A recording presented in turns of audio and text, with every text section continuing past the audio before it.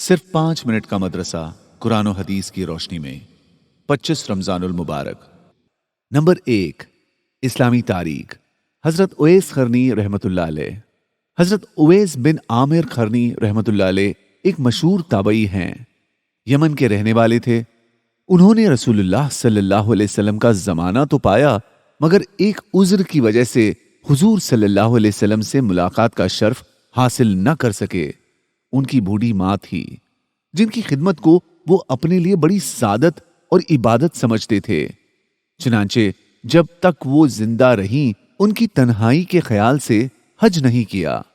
رسول اللہ صلی اللہ علیہ وسلم نے غائبانہ طور سے ان کو خیر التابعین کا لقب عطا فرمایا، جس کا مطلب ہے تمام تابعین میں سب سے بہتر۔ حضور صلی اللہ علیہ وسلم نے حضرت عمر فاروق رضی اللہ عنہ کو ان کا نام اور علامتیں بتا کر فرمایا کہ وہ اپنی ماں کی خدمت کرتا ہے، جب وہ خدا کی قسم کھاتا ہے تو اللہ اس کو پوری کرتا ہے۔ اگر تم اس کی دعائے مغفرت حاصل کر سکو تو حاصل کر لینا۔ اس کے بعد سے حضرت عمر رضی اللہ عنہ برابر ان کی تلاش میں رہے، یہاں تک کہ حضرت عمر رضی اللہ عنہ کے زمانے خلافت میں حضرت اویس رحمۃ اللہ علیہ تشریف لائے، ان سے ملاقات کی اور دعا کی درخواست کی۔ اس پر حضرت اویس قرنی رحمۃ اللہ علیہ نے حضرت عمر رضی اللہ عنہ کے لیے دعائے مغفرت کی۔ حضرت اویس قرنی رحمۃ اللہ علیہ پھر کوفہ میں جا کر بس گئے تھے اور بہت ہی سادہ زندگی گزارتے تھے۔ نمبر 2، اللہ کی قدرت۔ ایک عجیب پرندہ۔ بے نامی ایک چھوٹا سا پرندہ ہے جو اونچے اونچے درختوں پر اپنا گھونسلہ بناتا ہے۔ اس کا گھونسلہ سراہی کی طرح ہر طرف سے بند ہوتا ہے، صرف ایک طرف سے جانے کا راستہ ہوتا ہے۔ اس میں بارش کا ایک قطرہ پانی بھی نہیں جا سکتا۔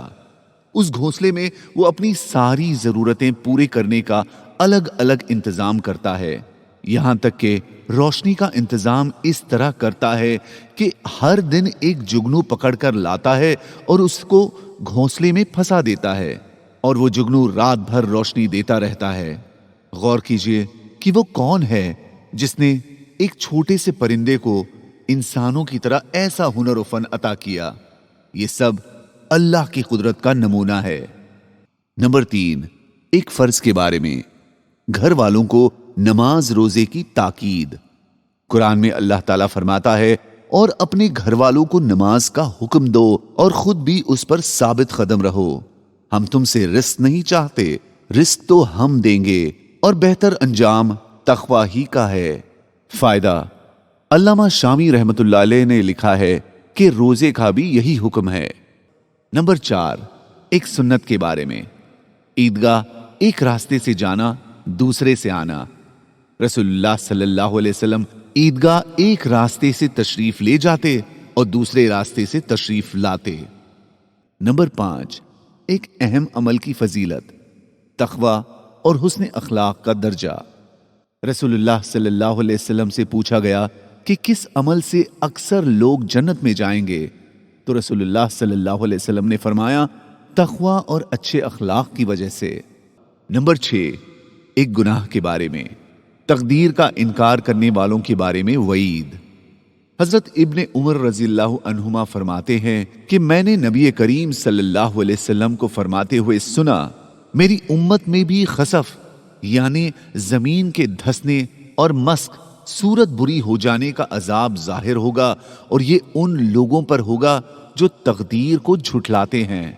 نمبر 7، دنیا کے بارے میں۔ اپنا مال کیا ہے؟ رسول اللہ صلی اللہ علیہ وسلم نے ارشاد فرمایا، بندہ کہتا ہے کہ میرا مال، یعنی جو شخص دولت مند ہوتا ہے وہ اپنے مال پر بہت فخر کرتا ہے کہ میرے پاس بہت دولت ہے۔ حقیقت یہ ہے کہ اس کے مال میں جو کچھ اس کا ہے وہ صرف 3 چیزیں ہیں۔ ایک تو وہ جو خدا کی راہ میں دیا اور آخرت کے لیے ذخیرہ کیا، دوسرا وہ جو کھایا اور ختم کر دیا، تیسرا وہ جو پہنا اور پھاڑ ڈالا۔ ان تینوں چیزوں کے سوا جو کچھ ہے ان سب کو وہ لوگوں کے لیے چھوڑ کر چلا جانے والا ہے۔ نمبر 8، آخرت کے بارے میں۔ کھولتے پانی کے درمیان چکر۔ قرآن میں اللہ تعالیٰ فرماتے ہیں یہ وہ جہنم ہے جسے یہ مجرم لوگ جھٹلاتے تھے، یہ اسی کے اور کھولتے ہوئے پانی کے درمیان چکر لگائیں گے۔ اب بتاؤ کہ تم اپنے پروردگار کی کن کن نعمتوں کو جھٹلاؤ گے۔ نمبر 9، طب نبوی سے علاج، نیمونیا کا علاج۔ رسول اللہ صلی اللہ علیہ وسلم نے نیمونیا کے لیے ورس اور روغن زیتون پلانے کو مفید بتلایا ہے۔ فائدہ: ورس تل کے مانند ایک قسم کی گھاس ہے۔ نمبر 10، قرآن کی نصیحت، اللہ اور رسول کی بات مانو۔ قرآن میں اللہ تعالیٰ فرماتا ہے، اور اس آگ سے ڈرو جو نافرمانوں کے لیے تیار کی گئی ہے، اور اللہ اور رسول کی بات مانو تاکہ تمہارے ساتھ رحمت کا برتاؤ کیا جائے۔ جزاک اللہ۔